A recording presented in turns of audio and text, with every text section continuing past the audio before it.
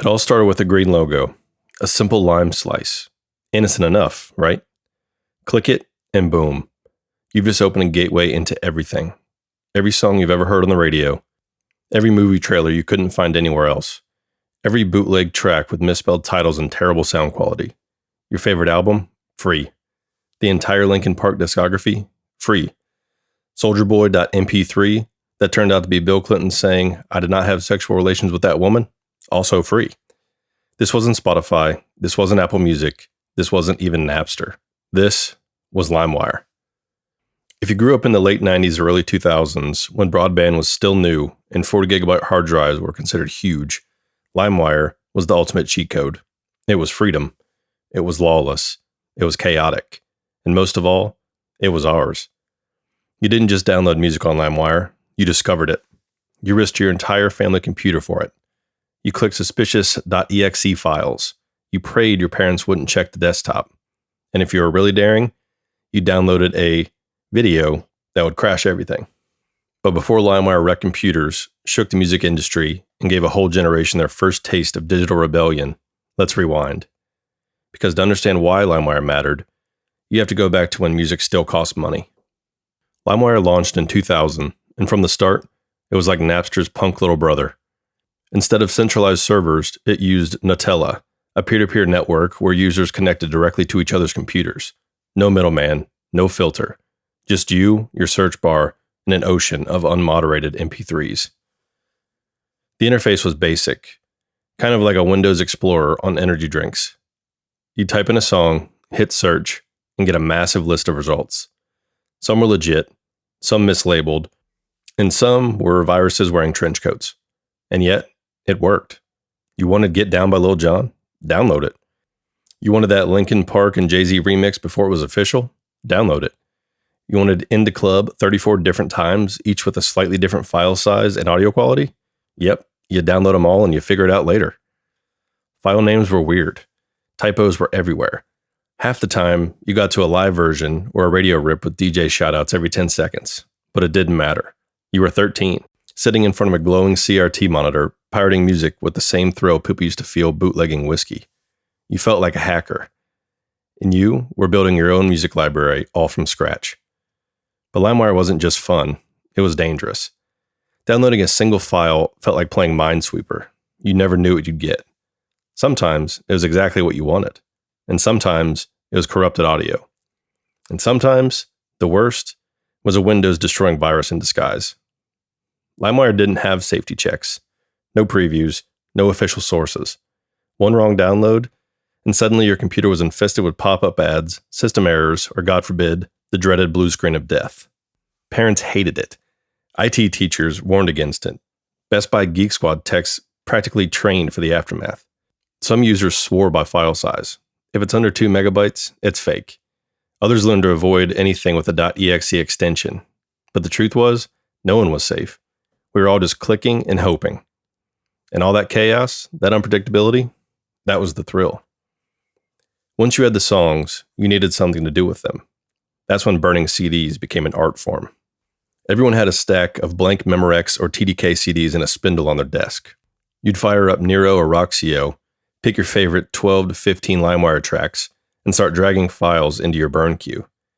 Maybe you had a mix for the car, maybe it was for a crush, or maybe it was just your Workout Vibes Volume 3. But every burn CD had its own personality. It was a reflection of you. Sometimes they were themed, sometimes completely random, but they were yours. And every CDR became a precious artifact of that era, one that you'd write on with a Sharpie like it was ancient scripture. Jordan's Bangers Volume 1. Chill stuff, but also evanescence. Road Trip, Do Not Skip number 7. And let's not forget, putting a burn CD into a car and watching it really work, it was magic. At some point, everyone had the same conversation, either with themselves or someone else. Wait, is this illegal? Technically, yes. Definitely, very much yes. But at the time, it didn't feel illegal. There was no warning screen, no handcuffs, no piracy is a crime ad before your downloads. And because everyone was doing it, your friends, your classmates, your cousin who made full bootleg $5 albums, it felt more like a life hack than a felony. Besides, record labels are huge. Rock stars are rich. Artists are on MTV every hour of every day. Who are we really hurting? That was the logic. Flawed maybe, but real. And for better or worse, LimeWire became our first real confrontation with digital ethics, with ownership, with value. It was a generational turning point, not just for music, but for how we saw the internet. It was no longer just a place to look stuff up. It was a place to take things. We were all just kids with dial-up, but somehow, we changed everything. It wasn't just a fad. LimeWire wasn't a curiosity or a side note in the tech history. It was a tidal wave. By the mid-2000s, millions of users were on it daily. Teens, college students, even parents. Everyone was raiding the digital treasure chest. And that treasure was music. LimeWire became the de facto record store for an entire generation. Free, instant, and endless. It gave us access to tracks that weren't even on shelves. Remixes, leaks, unreleased demos, international hits. Even something we didn't even know we wanted until we searched something vague like Remix or Summer Mix 2005. It was our Spotify before Spotify, our YouTube before YouTube, our chaos engine. But behind the scenes, the music industry was bleeding. Sales were down. Artists were furious. Executives were panicking. And it didn't take long before they found a common enemy. Napster was dead. So next on the list, LimeWire. By 2005, LimeWire wasn't just a big deal. It was global. Translated into multiple languages, used on PCs across continents, shared in dorm rooms, bedrooms, and school computer labs. It ran everywhere, especially on computers it shouldn't have. The interface hadn't changed much. Still green, still clunky, still crawling with sketchy files, but the library had grown absurd. Type in any artist, Eminem, Usher, Green Day, Beyonce, you'd get hundreds of files. Some real, some fake, some poorly labeled with things like Usher new hit 2005 real not fake full version.mp3. You had to learn how to spot the fakes. You trusted certain file sizes. You swore by certain usernames who always had clean rips. LimeWire users developed instincts like digital survivalists. And while we were burning mixed CDs and making playlists for our iPods, we didn't realize we were a part of a massive cultural shift. For the first time in history, the youth weren't dependent on the radio, record stores, or MTV for that matter, to access music. They had LimeWire, and the industry could not compete. The Recording Industry of America, or the RIAA, wasn't amused. They'd seen Napster burn, but LimeWire had been flying under the radar for longer. It was decentralized, harder to kill, and more deeply embedded in pop culture. The RIAA started swinging. At first, they went after users. You may remember the headlines. 12-year-olds being sued for thousands of dollars. College kids dragged into court. Parents furious that their kids' 50-cent downloads had racked up legal fees. The goal wasn't to win every case. It was to scare the hell out of everyone. And it kind of worked. People started being more cautious, more paranoid. Torrenting started to replace LimeWire because it felt more elite, more underground. But LimeWire, it kept growing. So in 2006, the industry did what they really wanted to do. They sued LimeWire itself. The RIAA's lawsuit hit like a thunderclap. Their argument was straightforward. LimeWire had enabled mass copyright infringement knowingly, and they profited from it. The case dragged on for years, and during that time, LimeWire went through a weird phase. It tried to clean up its image. There were half-hearted attempts to create a legal music store. They added warnings and filters. They even built a pro version, LimeWire Pro. It was supposed to be faster and safer, but everyone just pirated that too. The damage was done. The courts ruled in 2010 that LimeWire was guilty of copyright infringement on a massive scale. They were ordered to shut down immediately. And just like that, they were gone. The green logo disappeared. The download links died. And a whole generation blinked in stunned silence. The empire of free music had collapsed. Of course, the LimeWire spirit didn't die that easily. Right as LimeWire shut down, users flocked to its clone, FrostWire. It looked the same, worked mostly the same, and let people hang on to the experience a little bit longer. But it wasn't quite the same. The magic was fading. By then, BitTorrent had taken over the underground. Instead of one program, people used sites like the Pirate Bay or Demonoid, paired with uTorrent or Transmission. It felt colder, more technical, less kid in a bedroom, and more hacker in a hoodie. But for many, the era of LimeWire had been more than piracy. It had been personal. That's what made the shutdown feel like they were losing an old friend. You knew it was dangerous. You knew it probably wrecked your family computer more than once, but still, it was yours. The final track on every burned CD, the blurry live versions, the misspelled mystery files, the songs with static in the background and awkward DJ ad-libs. It was chaos, but it was home. Here's the twist. LimeWire didn't just break the music industry, it rebuilt it. Before LimeWire, artists were tethered to record labels. The only way to get your music you heard was through the radio, MTV, or a shelf space at Tower Records. It was a bottleneck. LimeWire, for all its legal and ethical mess, helped dismantle that system. Suddenly, independent artists could blow up. Word of mouth sharing became a real phenomenon. Fans could circulate a song, a mixtape, a freestyle. No middleman required. It was a preview of what would come next. SoundCloud, Bandcamp, and YouTube virality. And LimeWire also forced the music industry to evolve. Without LimeWire, there's no iTunes store, no Spotify, no streaming culture, no on-demand era where you can play anything, anywhere, instantly. The record labels didn't adapt because they wanted to. They adapted because they had to. They watched us all run wild and realized the fences were never going to work again. LimeWire broke the rules, but it also broke the mold. One of the most bizarre and hilarious parts of the LimeWire era was the epidemic of mislabeled files. Songs that were tagged with the wrong artist, sometimes by accident, and sometimes on purpose. Yellow Card, Ocean Avenue, was mislabeled as Blink-182. Akon's Mr. Lonely was labeled as T-Pain every single time. This confusion created false music memories. People grew up believing these songs were by the wrong artist for years. You'd argue with your friends, "No dude, that's definitely Nirvana." And you'd believe it because where else would you have heard it? You trusted LimeWire like it was a sketchy friend who always had the good stuff. You knew they were probably lying, but you went along with it anyway. Another unforgettable part of the LimeWire culture was DJ tags. Those mid-track shoutouts and call signs that turn your download into a mixtape without consent. Imagine bumping a song full volume, feeling the vibe, and then hearing DJ Clue Desert Storm, this is an exclusive. These weren't official. They were added by people who wanted credit or clout. Some were DJs trying to build a name, and others just wanted to stamp their handle on the track. The result? You couldn't find a clean version, and the tags became part of the track in your mind. Years later, you'd hear the official version, and something was missing. And let's not forget volume chaos. LimeWire tracks weren't normalized, so some files were quiet like whispers, and others were blasted like they were trying to blow your speakers. No consistency, no rules. Every LimeWire user at some point fell for the trap, downloading something that wasn't music. Sometimes it was a virus disguised in an MP3.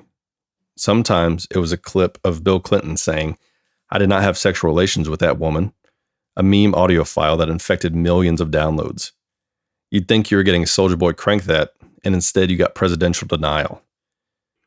There were tons of bait and switches. Things that sound like they were recorded with a potato mic, songs with skips every 5 seconds, and songs mislabeled totally that turned out to be elevator jazz. It was the internet's version of Russian roulette. LimeWire didn't just live in your downloads folder. It manifested in the real world. Burned CDs littered bedrooms, custom jewel cases with printer paper track lists, towering stacks of CDs labeled with Sharpie, summer jams, Road Trip Volume 6, or just sad. You trade them like baseball cards, give your crush a mix, bring one to the party, throw one in your car's visor and pray that it didn't skip on track 8. People curated their collections like they were building personal radio stations. And since every single CD had limited space, it meant choosing carefully. Your 12 songs had to mean something. LimeWire changed the way we own music. We didn't just consume it, we curated it. We organized folders by genre, mood, and artist. We renamed files obsessively. We learned ID3 tags before we knew what metadata was. Every download felt like an act of defiance, but also an act of expression.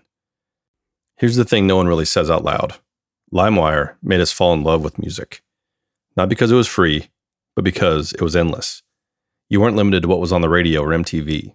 You could find the deep cuts, remixes, acoustic versions, the B-sides, things the label didn't want you to have. It turned casual listeners into obsessive crate diggers. You heard of a new song at school? It was on LimeWire that night. A friend burned you a mix with a track you didn't know? You found the artist's full album by the weekend. It created a musical arms race. Who could discover the best new song? Who had the rarest remix? Who had the clean version and who had the explicit?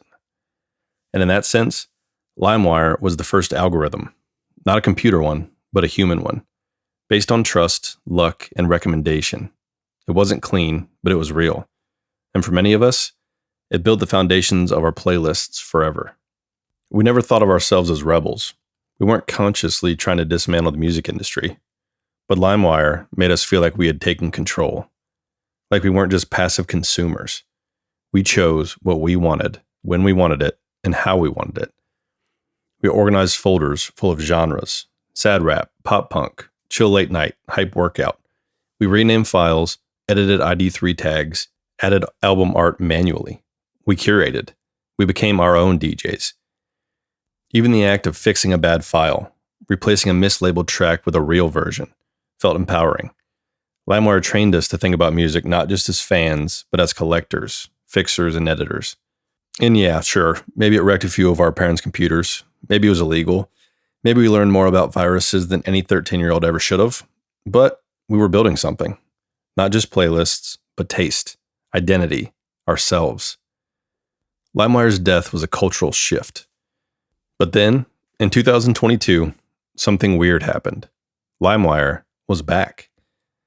Not as a music sharing platform, not as a virus-riddled MP3 machine, but as an NFT marketplace. Yeah, you heard that right. Two entrepreneurs bought the rights to the LimeWire name and logo and relaunched it as a crypto-backed digital collectibles platform. Their pitch? Reinvent LimeWire as a Web3 brand. Make it a place for artists and musicians to share exclusive digital content, embrace nostalgia, and build a new digital economy. The green logo returned. There were media articles, and people raised eyebrows. But for most of us, it felt hollow. Not bad, just disconnected. Because LimeWire was never about the tech. It was about how it made you feel. About sitting in front of a chunky monitor with your heart pounding, waiting for that file to finish, you could hear the song that had been stuck in your head for a few weeks. You can't mint that. You can't tokenize that. Today, LimeWire lives on not as a platform, but as a shared memory. Part of the cultural shorthand for anyone who grew up in that weird window between dial-up and streaming. It pops up in memes. LimeWire walked so Spotify could run. I gave my family's computer 32 viruses just to hear Smack That by Akon. Screenshots of a green interface with captions like, "Your back doesn't hurt unless you download the wrong file on LimeWire." Even Gen Z, born just as LimeWire was shutting down, understand the references. It's part of the internet mythos now, like floppy disks, Blockbuster, or VHS fuzz. It represents an era where the internet wasn't optimized, wasn't clean, and was not yet commercialized. It was messy, lawless, and fun. LimeWire taught us a lot about risk, about patience, about the value of music, even when the music was free, about the thrill of discovery, the joy of curation, the magic of building your own little universe of sound. It also made us resourceful. You could survive LimeWire, decode file names, dodge viruses, trim audio, organize a 700 megabit playlist to fit on one CDR. You could survive anything online. And we carried that energy with us to streaming platforms, to social media, to how we discover, share, and love music today. When you make a playlist now, even on Spotify or Apple Music, a piece of LimeWire is still in there. The instinct to create a mood, sequence songs, tell a story. You don't just play music. You arrange it. You feel it. You can't download music the same way anymore. Not really, anyway. There's no danger in clicking on a Spotify track. There's no mystery. You know what you're getting. The album art loads instantly. The track is clean. The credits are accurate. The volume is normalized. It's great. It's perfect. But it's not the same. LimeWire gave you something else. An adventure. You weren't just listening to a song. You were finding it. You were fighting for it. You were stealing it, sure, but also saving it from obscurity, from gatekeepers, from the forgotten. And when that progress bar hit 100%, you felt it.